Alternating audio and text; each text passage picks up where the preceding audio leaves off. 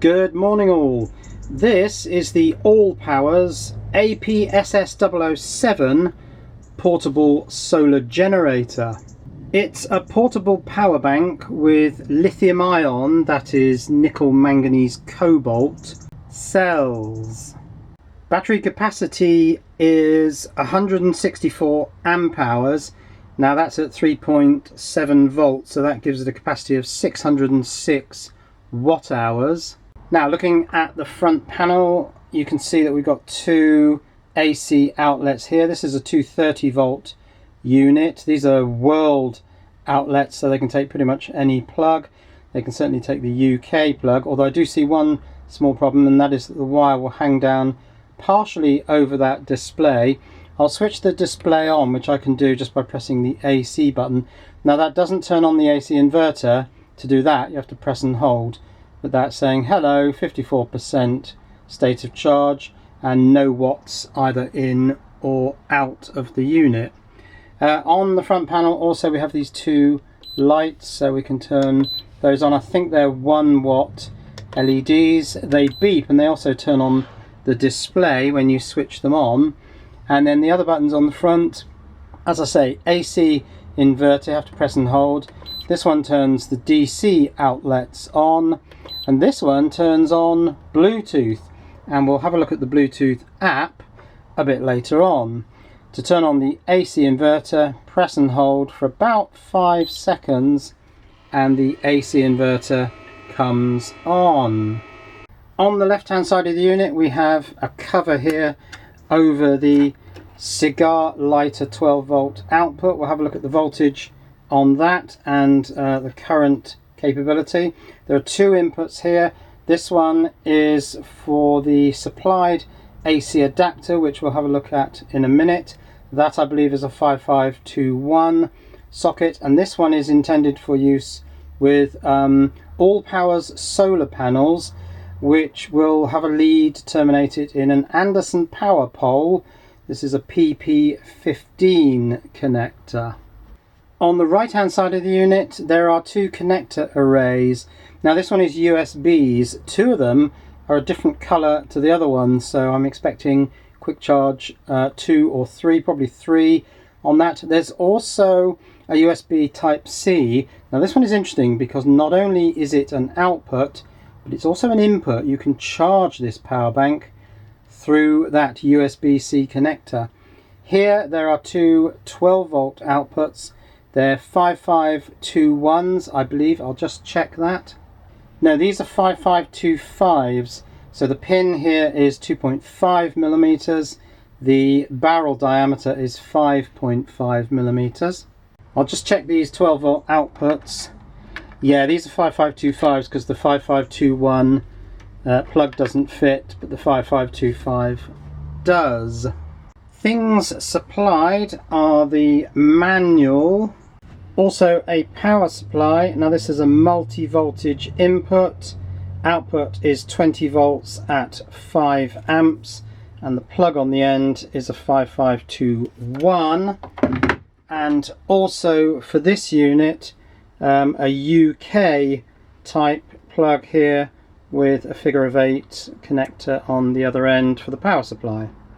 Okay, let's start charging the power bank. Plug in the power supply. The display comes on and that's charging at 99 watts. It says on the display 99 watts in. Now this number here is time remaining to empty, possibly also to full. Yes it is, because it's just gone down from 311 to 310. So that's the time remaining to full in this case. The percentage, the lower digit flashes on and off, not quite sure why. And this says 99 in watt A.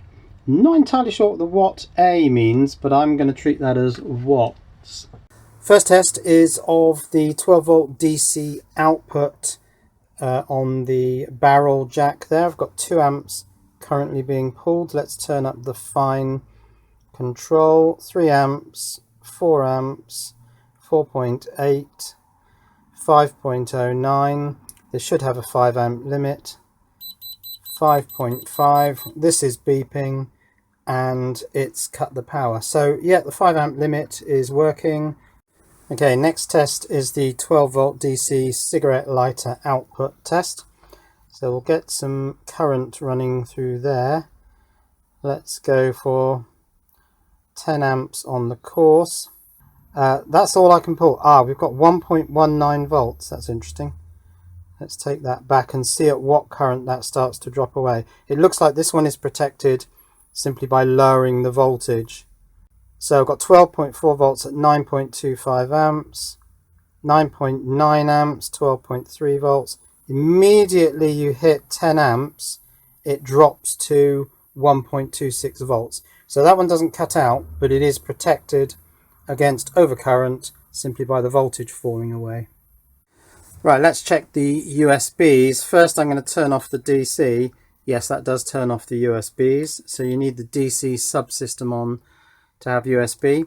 So the first socket here, I can select 5 volts, and that's all. That's the only voltage on that socket. Let's go to the second socket.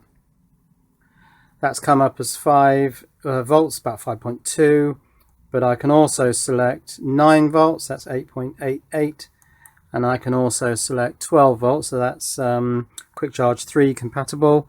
Let's go to the third USB type A socket, also 5 volts and 9 volts and 12 volts. So there's one 5 volt socket and there are two Quick Charge 3 compatible USB type A's on this unit.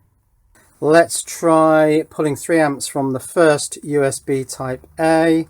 So that's 1.5, 1.7, 1.9, 2 amps, 2.2. No reduction in the 5 volts, that's still 5.1. And we'll take that all the way to the top of this unit. Still 5.1 volts and 3 amps, got 15 watts showing there. So yes, that socket certainly can provide 15 watts at 5 volts. The second Quick Charge compatible USB, now that's gone down to 4.8 volts at 3 amps. Let's back the current off a little bit to 2 amps, and yeah, the voltage is creeping back up. 4.9 volts on there. Let's leave it at 2 amps and put it on the third socket, and once again 4.8 at 2 amps. Let's wind that up to 3 amps, and that's holding 4.8, almost 4.9 volts at 3 amps. So they seem quite capable USB type A outlets. Right, let's check USB type C. I'm going to put the PD trigger on there and just check what voltages we have available. So initially 5 volts. I'm just going to turn off the DC and see if that goes off. And no, it doesn't. So that doesn't seem to be controlled by the DC subsystem. I'll leave that off just for the moment.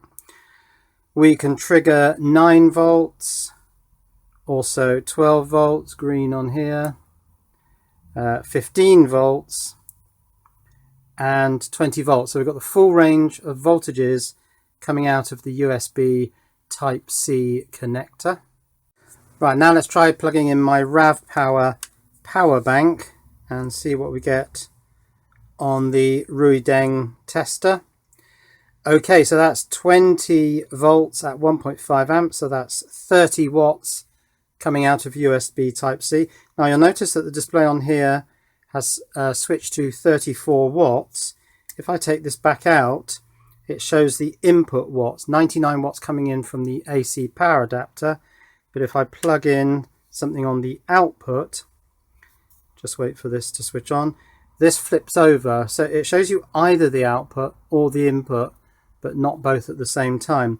Now, if I press and hold this button on the RAVPower for 10 seconds, it should switch to the other mode where, now that's interesting, it's saying 169 watts in. Let me just take out the mains.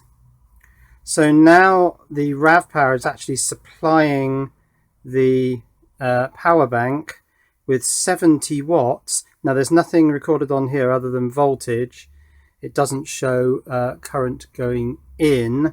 But yeah, we're getting 70 watts from this RAV power into this unit, charging it up.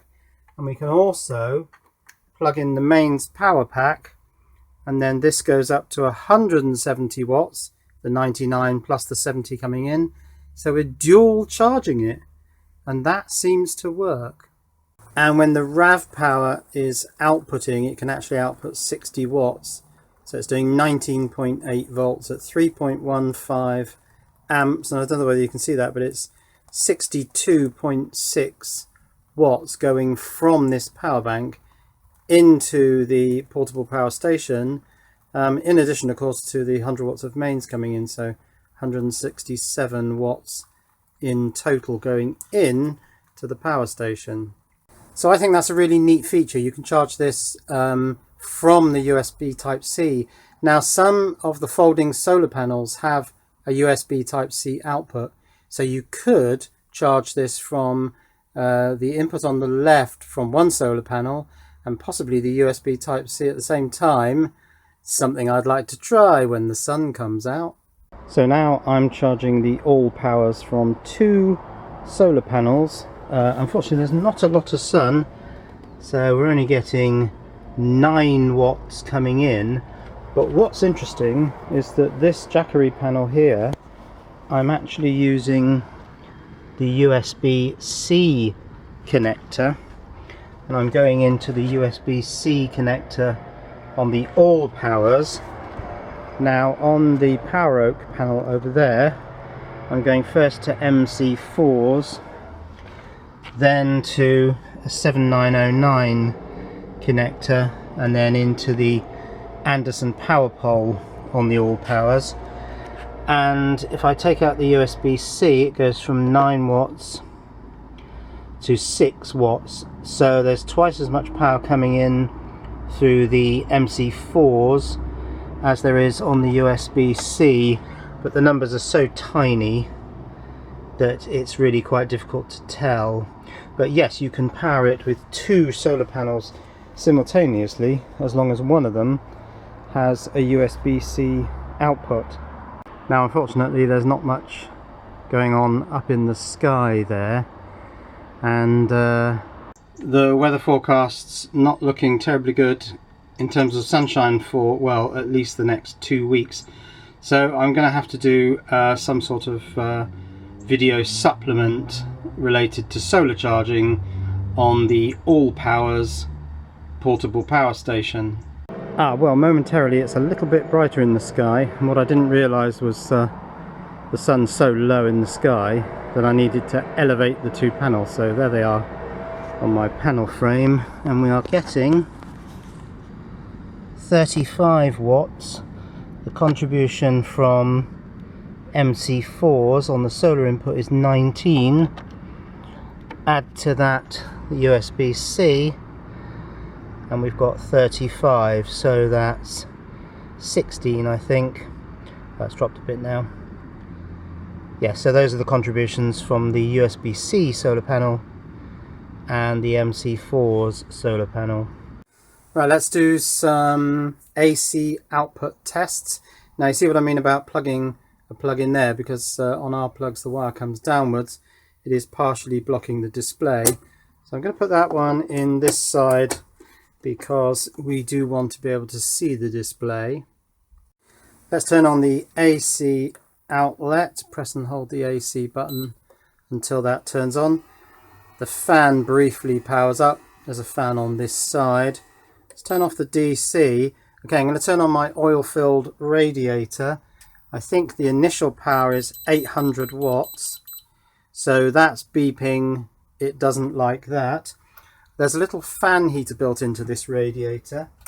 Let's turn that on. That's 400 watts. I'll need to switch the AC back on